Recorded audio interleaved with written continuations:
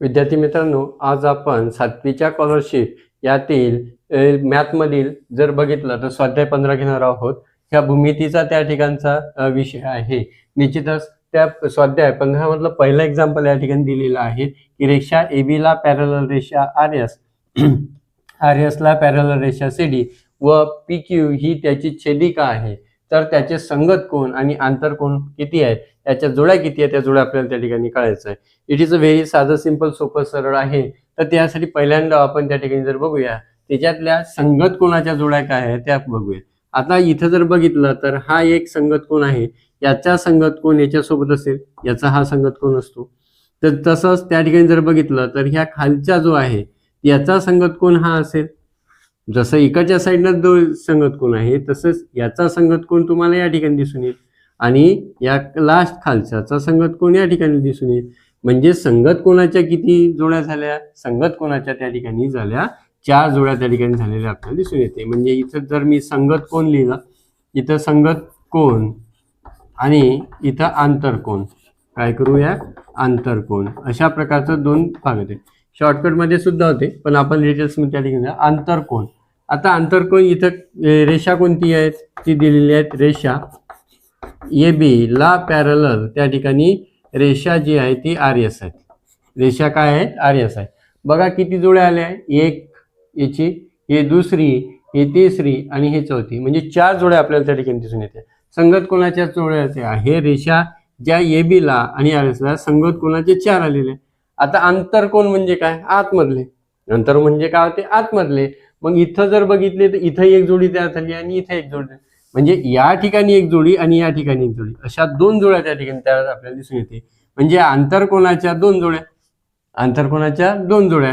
म्हणजे जसं रेषा त्या ठिकाणी जर बघितलं तर AB आणि RS घेतलेलं होतं, तसंच आपल्याला त्या ठिकाणी RS आणि CD घ्यावं लागेल.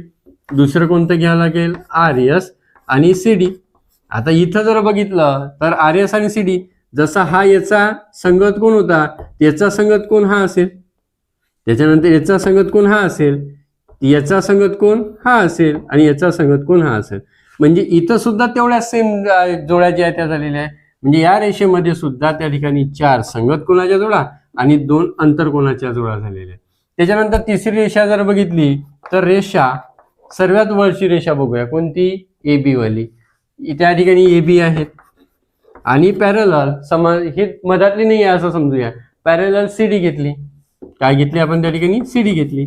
तर मग याचा सुद्धा हा याचा संगत कोण त्या ठिकाणी हा असेल, याचा संगत कोण त्या ठिकाणचा हा असेल, याचा संगत कोण याचा खालचा असेल आणि याचा संगत कोण हा असेल. म्हणजे सेम तशीच प्रोसिजर आहे. इथं सुद्धा 4 संगत कोणाच्या जोड्या तयार होईल आणि इथं 2 ज्या आहेत त्या आंतर कोणाच्या जोड्या ज्या तयार होईल. आता बघून घेऊ, याची प्लस करून टाकू आपण सर्वांची. किती होते, 4 आणि 4 8, 8 आणि 4 12, 2 आणि 2 4 आणि 2 6. म्हणजे आपल्याला त्या ठिकाणी जर बघितलं तर एकूण जोड्या किती आल्या आपल्या, एकूण जोड्या ज्या आपल्याला विचारलेल्या होत्या, एकूण जोड्या विचारल्या होत्या. पहिल्या संगत कोणाच्या आल्या 12 आणि आंतर कोणाच्या आल्या 6. 12 आणि 6 किती होते, 18. म्हणजे आपल्याला सांगता येतात की ऑप्शन नंबर 3 जे आहे ते ऑप्शन नंबर 3 आपल्याला त्या ठिकाणी करेक्ट झालेलं दिसून येते. म्हणजेच पहिल्या याचा आन्सर ऑप्शन नंबर किती आलं, 3 आलेला आपल्याला दिसून येते. त्याच्यानंतर आपण नेक्स्ट एक्झाम्पल त्या ठिकाणी बघूया. बघा त्यानंतर आता दुसरं एक्झाम्पल बघूया आपण. रेषा AB ला पॅरलल रेषा CD असून रेषा PR ही त्याची छेदिका आहे की जे AB ला P बिंदूमध्ये छेदते आणि रेषा CD ला त्या ठिकाणी R मध्ये छेदते. आंतर कोणाच्या एका जोडीचं कोन दुभाजक. कोणती जोडी दिलेली आहेत, आंतर कोण दिलेले आहेत. कोणता कोण दिलेले आपल्याला, आंतर कोण. आंतर कोणी एक जोड कोन दुभाजक बिंदू T मध्ये त्या ठिकाणी छेदतात. आता हा T मध्ये त्या ठिकाणी जी कोण छेदून आलेली आणि आंतर कोणाची जोडी जर बघितली तर हे एक आंतर कोण आहे, या आंतर कोणाच्या जोड्या असतात. मग आंतर कोणाच्या जोडीचं माप जे असते ते असते 180 असते. मग इथं जर बघितलं तर याचं माप किती आहे, त्या ठिकाणी या दोन्हीचं माप किती होऊन राहिलं, आंतर कोणाचं माप किती होते, 180 होते, 180. मग याचं माप किती असेल, त्या ठिकाणी एक 90 आणि हे 90चं, म्हणजे एकाचं माप किती झालं, 45 झालं. म्हणजे हे तर नाही पाहिजे आपल्याला, 45 झालं. जसं याचं 45 झालेलं असेल याचं पण 45 होते, कारण की आंतर कोणाचं इथं काय दिलेलं आहे, आंतर कोणाची जोडी. आंतरकोनाच्या जोडीचं म्हणजे ह्या दोघांचं माप 180. मग याचं आणि याचं त्या ठिकाणी जर बघितलं तर अँगल पी जो आहे हाफवाला त्याचं आहे अँगल पीचं आणि प्लस अँगल त्या ठिकाणी जर हाफ जो आहे दुभाजक जो दिलेला आहे आर आणि हे आंतरकोनाचं माप जर बघितलं तर ते असते 180. आंतरकोनाचं माप किती असते 180. दुभाजक म्हणजे दोन भाग झालेले आहेत त्याचे म्हणून एक झालं त्याचं 45चं. हा जो पी जो आहे हा 45चा झाला. जसंच आर पण त्या ठिकाणी काय कितीचा असेल 45चा असेल आणि हे किती आहेत 180. 45 आणि 45 किती होते 90 आणि एक हे 180. आपण जर या ठिकाणी जर बघितलं तर समजा जर आपण इथे अँगल टी जर लिहून ठेवला म्हणजे तिन्ही कोणाच्या मापाची बेरीज 180 असते. अँगल टी जर बघितला तर त्या ठिकाणी आपण बघूया हा टी आहे. मग जर आपण angle T is equal to 180 minus हे 90 घेतले तर किती होते angle T is equal to किती आलं 90 आलं. म्हणजे आपलं उत्तर किती आलं 90 आलं. म्हणजे ऑप्शन नंबर 4 आलं. बघा काय केलं काहीतरी क्लू जो असतो तो त्या ठिकाणी दिलेलेच असतात आपल्याला. आंतरकोन म्हणजे आतमधले आणि त्याचं कोण दुभाजक केलेला आहे. आंतरकोनाच्या मापाची बेरीज 180 असते त्याचे कोण दुभाजक म्हणजे दोन भाग केलेले आहेत म्हणते. म्हणजे याचं 90 होतं 90ची किती होईल आहे 45 आणि हा 45 असं यात केलं. आणि हा टीचा जो आहे तो टी त्या ठिकाणी काढायला सांगितला होता PTR म्हणजे PTR हा कितीचा निघाला आपल्याला 90चा निघालेला दिसून येतो. ऑप्शन नंबर 3 आहे. समजलं. त्याच्यानंतर नेक्स्ट एक्झाम्पल आपण त्या ठिकाणी बघूया. ओके त्यानंतर आपलं एक तिसरं एक्झाम्पल या ठिकाणी दिलेलं आहे की रेषा एलला पॅरलल रेषा एम एलला पॅरलल रेषा एम व रेषा एला पॅरलल रेषा बी तर एकचे माप किती. तर आपल्याला त्या ठिकाणी जर बघितलं तर कोणाचं माप करायचं आहे हे एकचं माप करायचं आहे. ही एल आहे एलला पॅरलल त्या ठिकाणी एम दिलेली आहे आणि सोबत जर ती रेषा जर बघितलं तर ही ए आहे आणि ही बी आहे. बघा काय करायचं आपल्याला त्या ठिकाणी तर एकचं मेजरमेंट करायचं आहे. कशाचं मेजरमेंट करायचं आहे एकचं मेजरमेंट त्या ठिकाणी काढायचं आहे. आणि ऑप्शन त्या ठिकाणी जर बघितलं तर 1 नंबरवर 60 दिलेला आहे. ते 2 नंबरवर त्यानं जर त्या ठिकाणी 80 दिलेला आहे. 3 नंबरवर त्या ठिकाणी जर बघितलं तर 70 दिलेला आहे आणि 4 नंबरवर त्या ठिकाणी मेजरमेंट दिलेलं आहे 110. ओके ठीक आहे. बघूया हे दिलेलं आहे की हे पॅरलल आहेत. आता हा जर बघितला तर याचा करस्पॉन्डिंग अँगल याचा संगत कोण जो आहे तो संगत कोण त्या ठिकाणी जर बघितला तर हा होईल आणि याचं मेजरमेंट त्या ठिकाणी 110 होईल. काय झालं याचा जो काही असेल हा त्या ठिकाणी जर बघितला तर हा आपल्याला सांगता येतात की त्याचा करस्पॉन्डिंग अँगल आहे त्याचा त्या ठिकाणचा संगत कोण आहे. हा याचा संगत कोण आहे. या संगत कोणाच्या अपोजिट हा त्याचा अपोजिट असेल म्हणजे याचा अपोजिट जर सेमच असतात म्हणून मग हा अपोजिट जे आहे तर याचा सुद्धा 110 झाला. आता आपल्याला एक्स मिळाला. हा एक जो आहे एक्स आणि 110 हे इंटेरियर अँगल आहे आतमधले अँगल आहे आणि आंतरकोनाचं माप जे आहे ते 180 असतात. चला पटकन काढून घेऊ. एकची कॉस्ट किती भेटेल तर x plus 110 is equal to 180. मग काय करावं लागेल आपल्याला एक्स घ्यावं लागेल नंबर जवळ घ्यावं लागेल 180 minus 110. It is a very simple. 0तून 0 गेलं 0 8 मधून 1 गेलं 7 राहिला 1 मधून 0 गेलं म्हणजे एक्स बरोबर किती आन्सर आलं 70 आलं. म्हणजे आपलं ऑप्शन जे आहे ते ऑप्शन त्या ठिकाणी आपल्याला दिसून येते की 3 नंबरचं एक्स जे आहे ते ऑप्शन त्या ठिकाणी. इट इज खूप इझी होतं. फक्त याचा हा संगत कोण आणि त्याचं अपोजिट घेतलं आणि आंतरकोनाचं माप आपण त्या ठिकाणी काढून घेतलं. अशा प्रकारे आपल्याला ते काढता येतं. बघा त्यानंतर पुढचं एक्झाम्पल बघूया. रेषा EF ला पॅरलल रेषा CD दिलेली असेल तर 180 मायनस मेजर CAB बरोबर किती.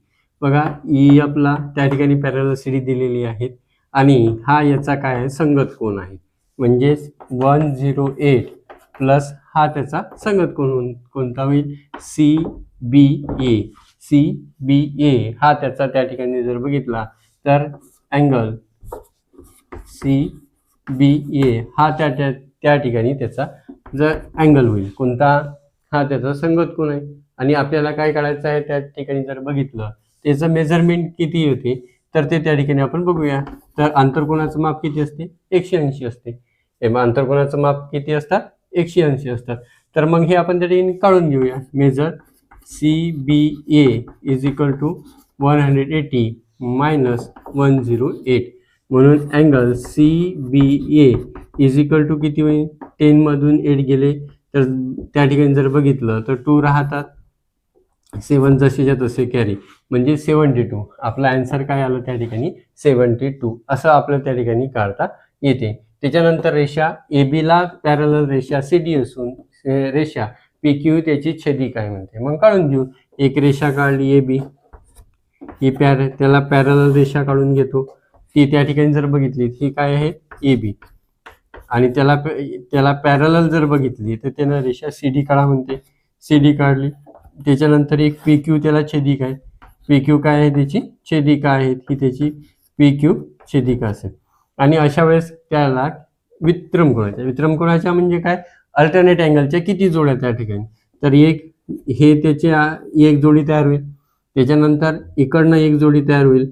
म्हणजे आपल्याला सांगता येतात की याच्या किती दोन जोड्या तयार होते. किती जोड्या तयार होते, 2 जोड्या जे आहे ते तयार होताना आपल्याला दिसून येईल. त्याचे ऑप्शन जर बघितले तर पहिलं ऑप्शन त्या ठिकाणी जर बघितलं तर एक जोडी होती. 2 नंबरवर त्या ठिकाणी जर बघितलं तर आपल्याला सांगता येतात किती जोड्या येते, तर किती जोड्या आपल्याला दिसून येतात.